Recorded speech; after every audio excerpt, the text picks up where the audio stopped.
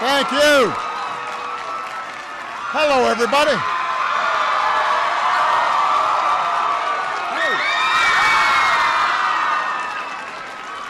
Well, it is good to be in Nashville. And it's good to be here at Big Mac. I want to thank Reverend Singfield for your words of prayer. I want to thank Ronald for the great introduction. We are very proud of him. He's going somewhere. And he looks very sharp in that bow tie. I want to thank the mayor of Nashville, Carl Dean, for having us here today. Mr. Mayor,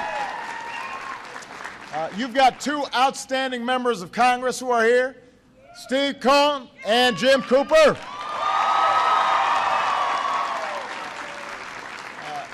And I want to acknowledge one of the finest public servants that we've ever had, and a proud native of Tennessee, Mr. Al Gore is here as well.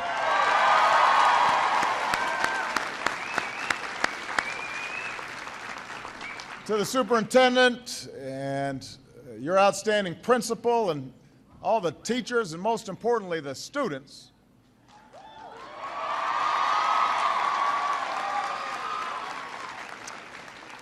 as well as all the parents who are doing an outstanding job, I just want to say thank you. I wanted to come here today because I've heard great things about this high school and all of you. But I also recognize the past couple days have been hard and have tested people's spirits. Some of you lost a good friend. So I want you to know that Michelle and I have been praying for all of you in the community, and I know that all of us are sending prayers to those families that have been so directly impacted. It's been heartbreaking. Yeah, I've been planning to come to this school for a while because you've made great strides.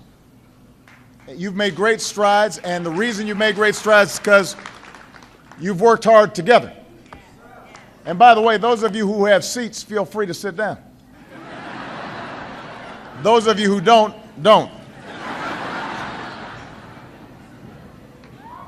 You've been there for each other. In the weeks and months ahead, I hope you keep being there for each other.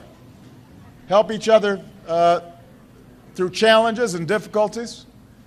This community cares about you. This country cares about you. And we want to celebrate what you've achieved, because the message I want to send here today is we want every child to have every chance in life. Every chance at happiness, every chance of success.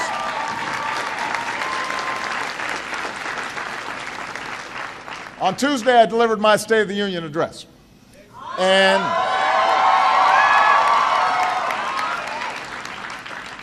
now what I was going to say right at the top was the State of the Union is cold. But what I instead focused on is a very simple but profound idea. The idea of opportunity. It's at the heart of who we are as Americans. It means that no matter who you are, no matter what you look like, no matter where you come from, if you work hard, if you live up to your responsibilities, you can make it in America.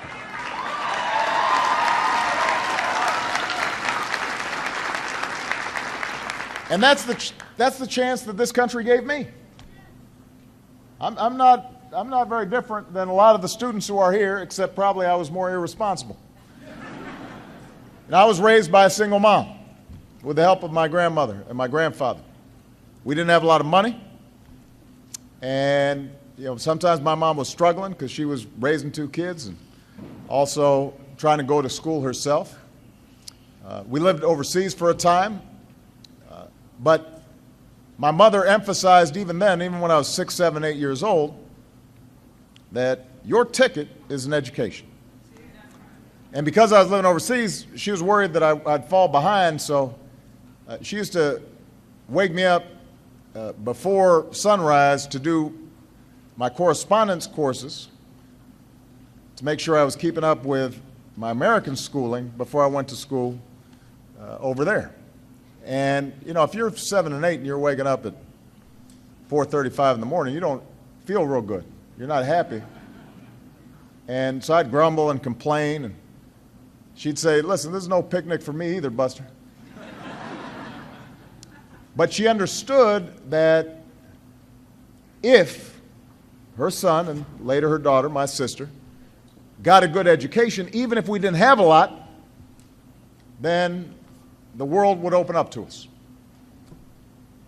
And with that support structure that started at home, but then extended to teachers and communities and a country that was willing to give scholarships and folks who were willing to give me a helping hand and sometimes give me second chances when I made mistakes. Through all of that, I was able to go to some of the best colleges in the country, even though we didn't have a lot of money. Michelle, my wife, the daughter of a blue-collar worker and a secretary, was able to go to some of the best schools in the country. And we were able to achieve things that our parents and our grandparents could have never imagined, could have never dreamed of. And I want every young person in America to have that same chance. Every single one. And that's why in my speech on Tuesday night, I laid out an agenda where we need to grow our economy for everybody. We need to strengthen the middle class. We've got to make it easier for folks to work their way into the middle class. An opportunity agenda that has 4 parts. More new jobs, making sure folks have the skills to fill those jobs, making sure that we are rewarding hard work with a living wage and incomes, and the thing that I'm here to talk about right here, guaranteeing every young person access to a world-class education. Every single one.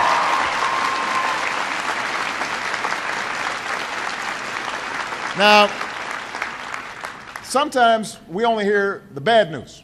So I just want to report on some good news. We have made progress when it comes to education in America. Right now, our high school graduation rate is the highest that it's been in 30 years.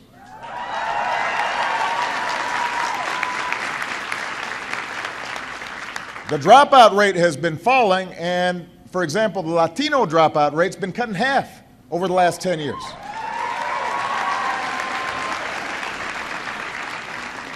When I came into office, we took on a financial aid system running through the banks that was good for the banks but wasn't good for students. We reformed it, providing billions of more dollars to millions of more students, and now we've got more young people graduating from college than ever before.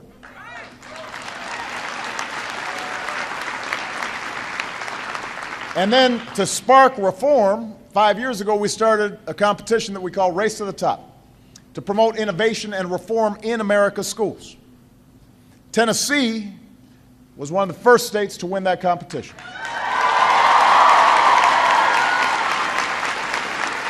And because of that commitment, bringing together educators and parents and businesses and elected officials and state and federal levels, because of all that, you are actually the fastest improving state in the nation.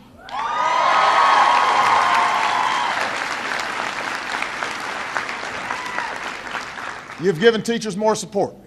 You've founded new ways to identify and reward the best teachers. You've made huge strides in helping young people learn the skills they need for a new economy. Skills like problem solving and critical thinking, science, technology, engineering, math. In Nashville alone, you've boosted graduation rates by almost 20% in about a decade. That's something you should be very proud of.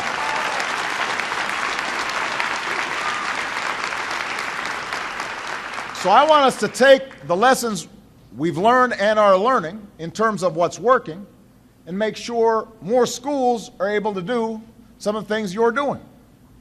I want to build on what works. But to do that, we've got to reach more kids. And we've got to do it faster. Because my attitude is, there's no child that we should let slip simply because of politics or because adults can't get their act together. We've got to make sure that we're reaching every single one of them as fast as we can, and right now we're not doing that.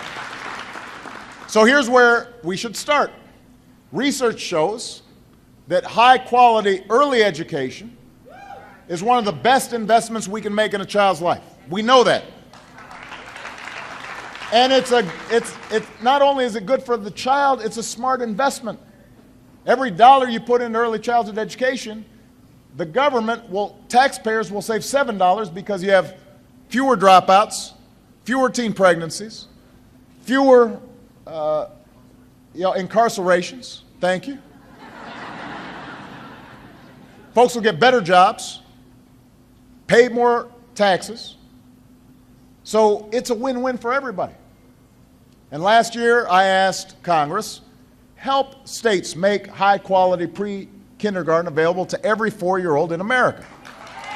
Now, the good news is 30 states have decided to raise some pre-K funding on their own. And school districts like this one have plans to open dedicated pre-K centers with space for hundreds of young kids. And we did get a little help from Congress earlier this month. But while we got a little help, we need more help. Because even with the efforts of your superintendent and folks who are working hard in this school district, there's still going to be some kids who could use the help but aren't getting it. So Congress, I'd like to see them act more boldly than they are. But while Congress decides if it's willing to give every child that opportunity, I'm not waiting. So we're gonna bring business leaders from all across the country and philanthropists from all across the country who are willing to help work with school districts, mayors, governors to make sure more young people every single year are getting access to the high-quality pre-K that they need. That's going to be a project over the next 3 years. We also need to give students access to the world's information. Technology is not the sole answer for a child's education. Having a good teacher is what is most important, and having great parents is even more important than that. But in this modern 21st century economy, technology helps. It can be a powerful tool to leverage good teaching. So last year I pledged to connect 99% of our students to high-speed broadband over 5 years.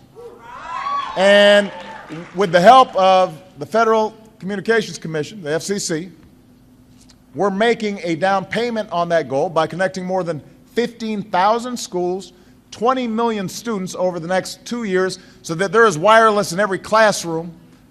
And we are going to hit that goal of there's not going to be a child in a school in America that does not have the kind of wireless connection that allows them to stream in the information they need that can power their education. That's going to be a priority.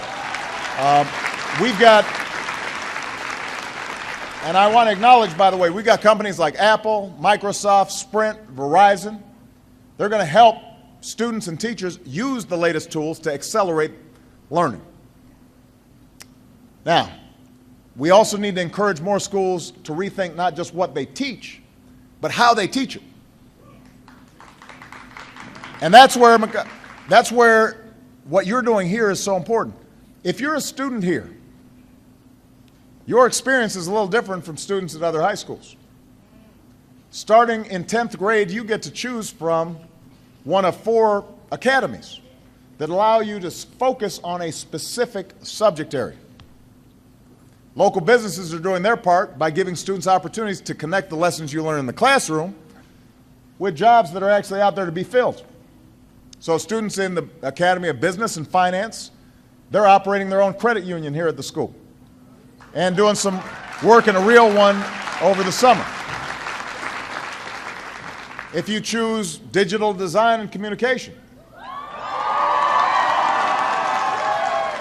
you get to spend time in a TV studio designed by a local business partner. If you choose the Aviation and Transportation Academy, You get to learn how to operate a 3D printer and work on your very own airplane. Now, that's pretty cool. I did not get my own plane until I was 47 years old.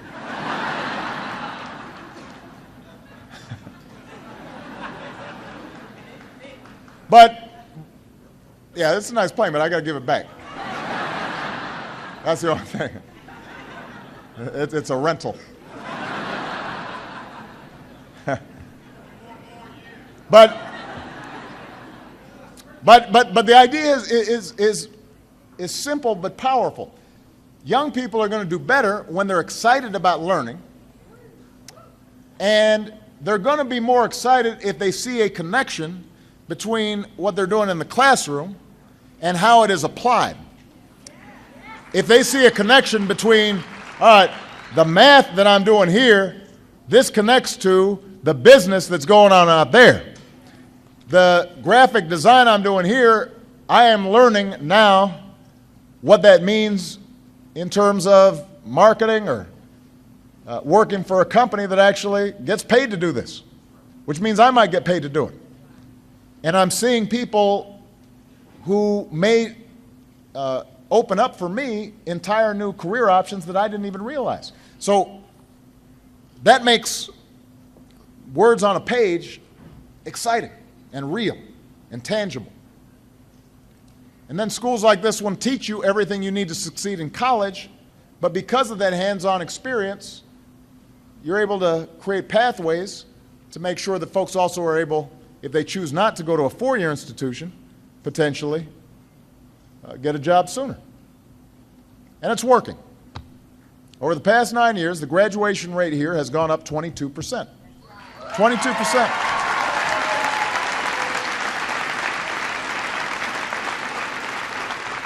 You know, last year attendance across the district, which includes 12 academy high schools, was higher than ever. Thousands of students are getting a head start on their future years before many of their peers do. And it's great for businesses because they're developing a pool of workers who already have the skills that they're looking for. Now, every community is different, with different needs, different approaches. But if Nashville can bring schools and teachers and businesses and parents together for the sake of our young people, then other places can. So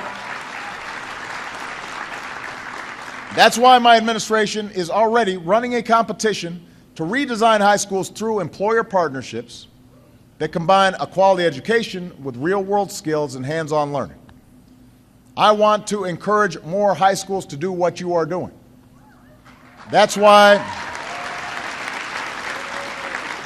we're also in the process of shaking up our system of higher education so that when you graduate from high school ready to succeed in college, it's easier to afford college.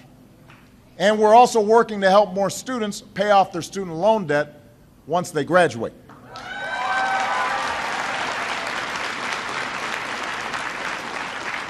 A quality education shouldn't be something that those other kids get. It's something that all kids get. Absolutely. Now, the other day I heard the story of a recent graduate here named Sarah Santiago. Where's Sarah? There's Sarah right here. I hope I'm not embarrassing Sarah. I'm going to tell her story. Sarah's parents came to America from Guatemala, and she struggled her freshman year. I think she'll admit it. In her own words, she was one of the bad kids. Now, she doesn't look that bad. I promise you, I was bad. You might not have been that bad, but probably you weren't taking your studies that seriously. And then she took a broadcasting class with a teacher named Barclay Randall. There's Mr. Randall right back there. Go ahead and wave, Mr. Randall. That's Mr. Randall. Now, Mr. Randall's over there with the press right now because some of his students are covering this event. They're doing some reporting. So,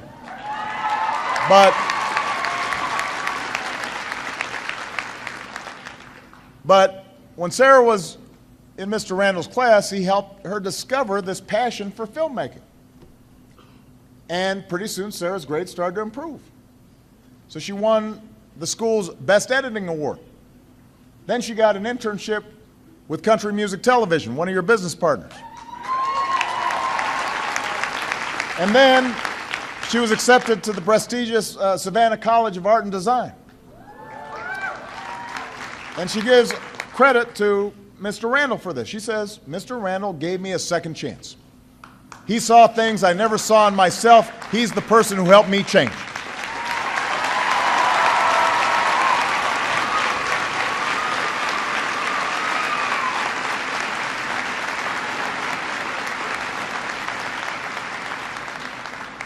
Now, giving every student that chance, that's our goal. That's what America's all about. We work and study hard and chase our individual success, but we are also pulling for each other, and we've got each other's backs. And as a nation, we make the investment in every child as if they're our children, because we're saying to ourselves, if every child's successful, then the world my child grows up in will be more successful. The America that my child grows up in will be more successful.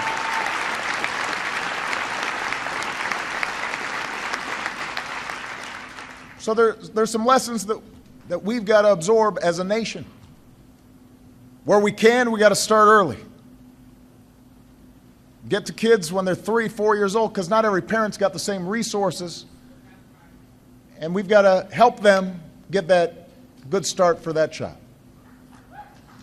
We've got to make sure that we are supporting our teachers, because they are the most critical ingredient in a school. And we've got to, we've got to show them how important they are.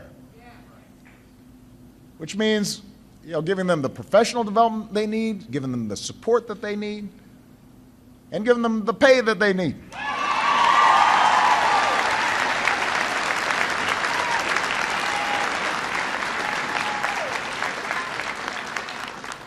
We've got to make sure that our high schools engage our children, and not every child's going to go on the same path at the same speed. But we can restructure how our high schools operate to make sure every child is engaged. And the more we can link them to real hands-on experience, the more likely they are to be engaged. And we've got to make college affordable for every young person in America. But we can do all that. We'll still be missing something if we don't capture the spirit that Mr. Randall showed with Sarah. That investment in our children, nothing is more important. And it doesn't cost any money. The initial spirit. The spirit then can express itself by us putting more resources into schools that need it. But that spirit that every child matters, that's something that we can all embrace. We help each other along in good times and bad. And if America pulls together now around our young people, if we do our part to make sure every single child can go as far as their passions and hard work will take them, then we will keep the American dream alive, not just for your generation, but for generations to come. That's my goal. I hope it is yours too. Thank you, Nashville, for the great job. Thank you, riders. I appreciate you. God bless you.